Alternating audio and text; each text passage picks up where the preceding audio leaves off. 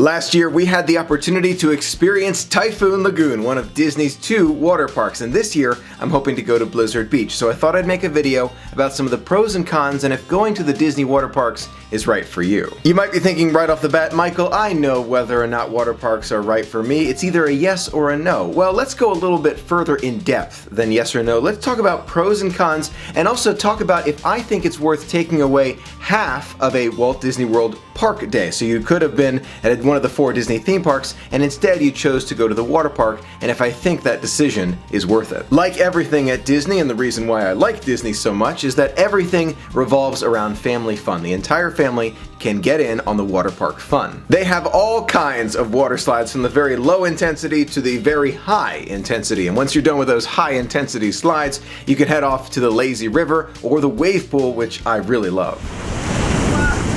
Oh my god! Oh wow, look at that! I don't know how that happened. I got turned around. Here we go!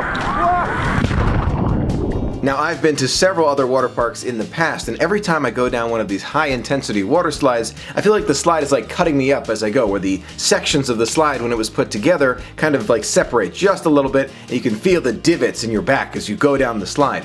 At Disney, it's not like that. It's just a smooth ride all the way down. It's super intense, but it's smooth, which I really appreciate. The first time you see the lazy river at Typhoon Lagoon or Blizzard Beach, you might be thinking to yourself, oh, it's just there. I'll see it some other time. I recommend you give it a try. It's one of the longest lazy rivers I have ever tried, and the theming is fantastic.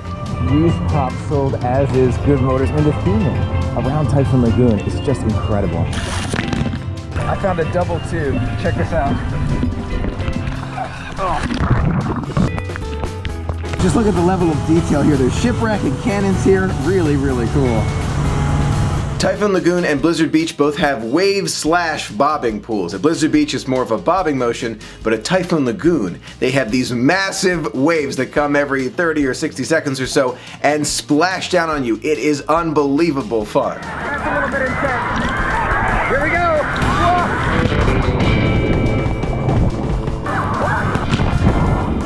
Now, when I go to Walt Disney World, I usually stay at the moderate or value resorts. The reason I do that is to save money for future trips to Walt Disney World. That's probably the reason why I've never been in the resort pool at Pop Century before, because I've got my own water park standing by right there, Blizzard Beach or Typhoon Lagoon, that I have the opportunity to go to when it's too hot and I want to take a break in Florida. There are many different ways to experience Walt Disney World. Some families like to rush and see all the different attractions. Other families like to take it easy, relax, and just see what's around. And sometimes some parts of families feel one way and some parts of families feel another way. At Typhoon Lagoon and Blizzard Beach, everything is really close. Whether you want to sit back and relax on a beach chair, or take the lazy river around, or maybe go down Summit Plummet, there's something for everyone in a very close area, so everyone can be close together doing exactly what they want to do. Now, if you're thinking about what to eat at Blizzard Beach or Typhoon Lagoon, not to worry, there are many options, but my personal favorite are those mini donuts. I've got my donuts!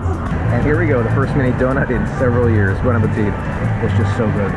So good. Now, you might be thinking to yourself, Michael, I can't just eat mini donuts all day. I have to have some protein like chicken or burgers. They have those things as well, but I'm going to go to the mini donuts. I'm on vacation. The price for a one-day admission to a Disney water park, depending on when you go, is between $60 and $65, and for children between $54 and $59. If you're thinking about the water parks and also buying that multi-day ticket to the Disney parks, I definitely recommend you take a look at the new Park Hopper Plus option. It's replaced the Water Park Fun and More option on the Disney tickets. There's no doubt that the water parks at Disney World are a lot of fun, but let's get back to that original thought.